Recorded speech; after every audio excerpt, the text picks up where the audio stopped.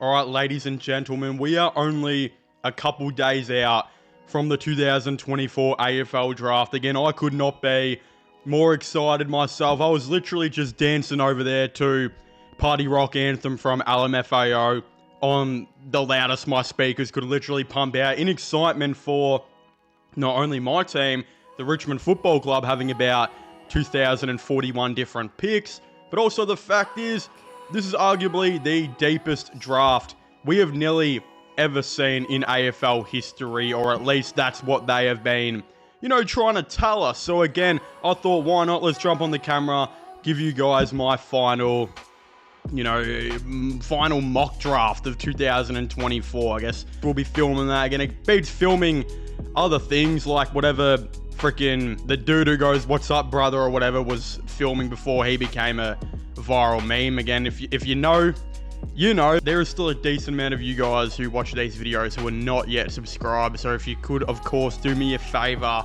leave a like on this video and subscribe to the channel. And I guess without further ado, we'll get straight into it with the team that's had pick one since basically Tom Lynch injured himself for the 888th time this season. The Richmond Football Club, and it's been highly reported. I've talked about it on the channel before.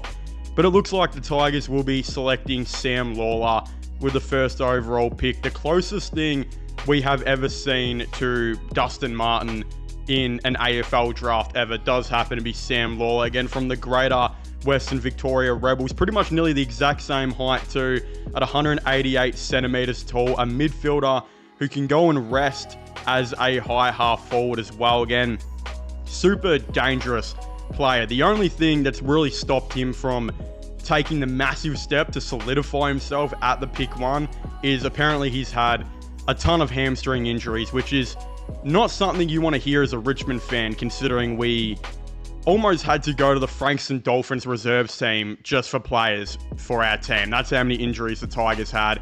But hopefully next season, with the new medical staff and whatnot they have, they can get everyone in the park. Sam Lawler can get off these hamstring injuries and hopefully prove that him being compared to Dustin Martin is not something out of the ordinary and he can actually be a very good player for them. Now, with the second overall pick, we're going to go with North Melbourne here, of course. I've actually got them selecting Levi Ashcroft, which will be getting matched by the Brisbane Lions. Again, it's no secret he's the best player in the draft, and it's pretty unfair that the team that won the flag, the best team in the competition, who performed in front of Katy Perry, is going to be getting the best player in the AFL draft. And again, it so happens that his brother just won the Norm Smith. You're looking at a player who was very similar to his brother, really good, contested midfielder, good clearance work, great all over the ground as well. He's actually probably got more of a goal sense than what his brother does too, which is just scary to say. But the reality is that Brisbane, they're not going anywhere anytime soon, and they're probably destined to win another flag or two with this team, and they're only getting better. But again, with them, of course, matching North's bid, the pick goes back to North Melbourne now. And with pick 3, I've got a semi-controversial pick here, and I'm going to do it. I'm going to select Alex Taru with this pick. I just think that North, they need to improve their backline so bad. They've got all the midfielders in the world. It makes no sense to go for a midfielder here, even though the best player available for this pick is about 4 midfielders before you probably get to Alex Taru. But they need a defender, and they need a couple of them, which is what they're going to really target in this draft with the remaining picks they have. Alex Taru's a 193 centimeter halfback who grew very much recently into being like a third or fourth tall, and that's what he'll do at North Melbourne. Considering a team who's traded in a ton of halfbacks in recent years and not many of them have worked, mainly looking at you, Zach Fisher. This is a team that needs a good halfback and another good defender, and I think they just go Alex Taru here. As controversial as it might be, I think they just make it happen. And you speak about controversial, you got the 4th overall pick now, which is Carlton, and no one knows who they're going to be selecting here. Again, it was said for a long time they were going to be taking Finn O'Sullivan, who would, technically speaking, be the best player available at this pick. But Sid Draper is also more of a positional need right now for them. They don't need a guy like Finn O'Sullivan as much as what they need with Sid Draper. And they need a really, really good ball user who can two-way run on an elite level. And that's exactly what Sid Draper is. Again, Finn O'Sullivan has a defensive game he needs to work on. Very athletic player, but I just think they'll go with Sid Draper here. And Vossi also flew up to South Australia to meet him. I mean, why else would you fly up to South Australia? Tate McRae literally, I think, toured there a couple of days ago, and not even her could get me to fly up to South Australia. So he's there for a reason, and I think they will be going Sid Draper here. He fits more with their team than what I think Foz does. But I wouldn't be surprised if they went with Finn O'Sullivan as well, which could mean that he could fall to Adelaide now, who have pick 5. But I don't think they will take him there. I think the Adelaide Crows will go with Jagger Smith, the arguable best player in this draft. If it's not Levi Ashcroft, it's probably Jagger Smith. Again, his potential is not as high as the other players, hence why they're probably going higher. But Jagger Smith is he'll get you the ball. If you want to place a bet on a man to get more than 25 disposals in the under 18s, which I don't even think you can do, but just figuratively speaking, then yeah, he's gonna go out and get you that. And Adelaide need a big ball user and a big ball winner. They have Laird and Crouch, who are really floating out of the team now. They've had Crouch in a previous years leave, the brother, of course, and Rory Sloane, a club legend for them, recently just retire. They need to go out and get a guy who can win the ball. And there's a couple they could go with, but considering they got Dawson already, I don't think they're going to go with the height. I think they'll go more of the skinny kid who has a lot of potential to be like the next Zach Butters in the game. And that's what Jagger Smith is. So that's where I think he'll go. In terms of now Melbourne, who have pick 6, who would have loved to take Jagger Smith, I think they will go with Finn O'Sullivan here. And it's crazy to me now that Finn O'Sullivan has just fallen this low, because there's still a chance he goes pick 1 to Richmond. That's who they're deciding on. It's either Sam Lawler or Finn O'Sullivan at 1. But just with team needs and what teams are going to be trying to achieve in this draft, he's fallen all the way down to pick 6 and Melbourne. And I mean, if you're Melbourne, you're kind of pretty happy here, because you arguably get the best player in the draft as well. Another one of those guys who's competing for that 1 at all the way down to pick 6. And they need another midfielder in there. Clayton Oliver has been, kind of bulking on Kentucky Fried Chicken and McDonald's for the last couple years. Christian Petrarca has been doing the complete opposite and eating pretty much everything that has under 500 calories and then recording it for TikTok, while also wanting to leave the team to build TikTok followers and go to Collingwood. So they need another midfielder here. And Finn O'Sullivan, he can come in and he can play with those 2 guys. And if those 2 guys eventually move on next season, whether Petrarca does go to a team like Collingwood or Carlton, or Oliver goes to a team like Geelong, like it's been theorised for the last off-season, Finn O'Sullivan works both ways. He can come in and help the now, and he can come in and help the future. So I think it's a good pick by the Melbourne Football Club there. Now with pick number 7, we have Richmond again. And I don't know if I would necessarily take this player, but it's who I think they will go with. From reports that they are in love with this guy, and a couple months even had him at pick 1 previously.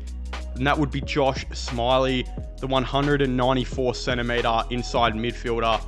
Compared to Patrick Cripps, he does almost everything that Patrick Cripps was doing at this age, but actually better, which is scary to think that he could develop into being a guy who has the highest inflation rate of Brownlow medal votes in the history that no one would ever saw coming. So if Josh Smiley can do that, and he can do it for Richmond, I would be more than happy.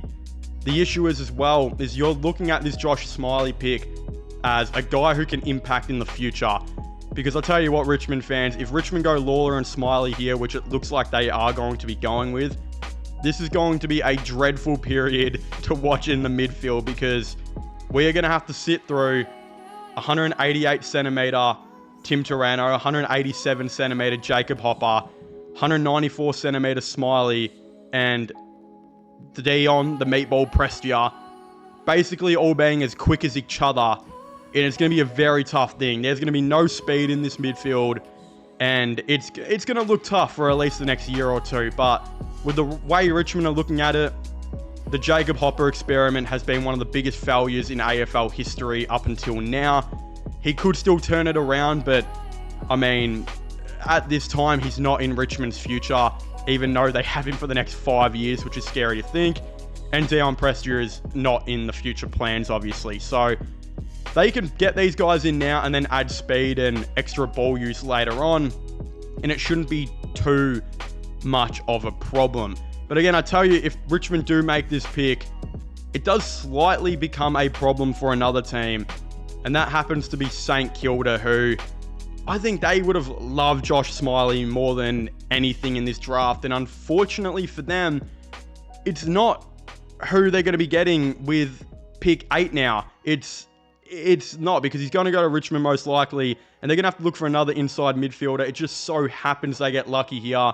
Harvey Langford is still on the board, 191 centimeter inside midfielder who can push forward.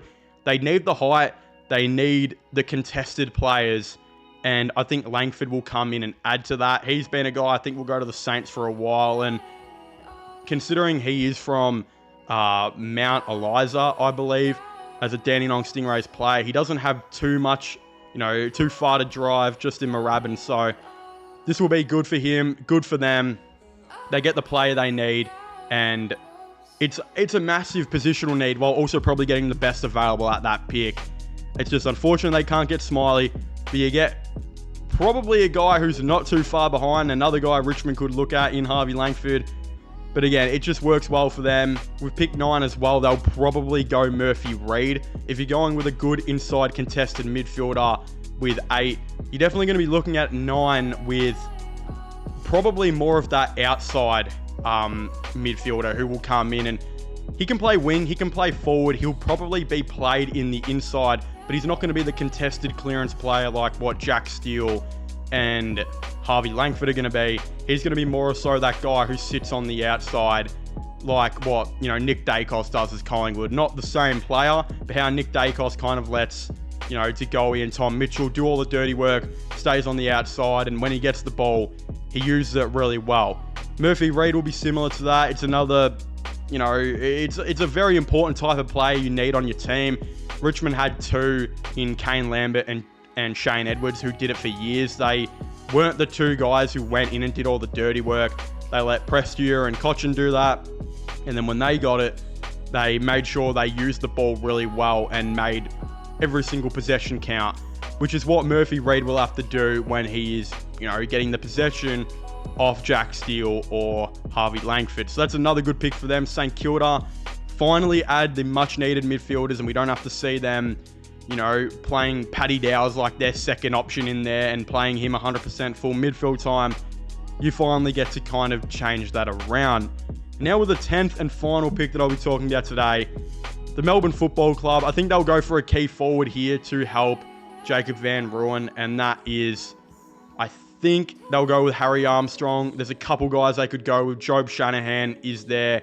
Jonty Full, I believe is his name, is another guy who's really rose up the draft boards, playing for Greater Western Victoria Rebels and being the guy Sam Lawler loved to kick to. He'll be another guy who will rise, I think, in this draft. But I think they'll go best available here at the key forward ranks. And that's the guy who's been the number 1 ranked for a while in Armstrong. So he'll go there, 195 centimeter key forward.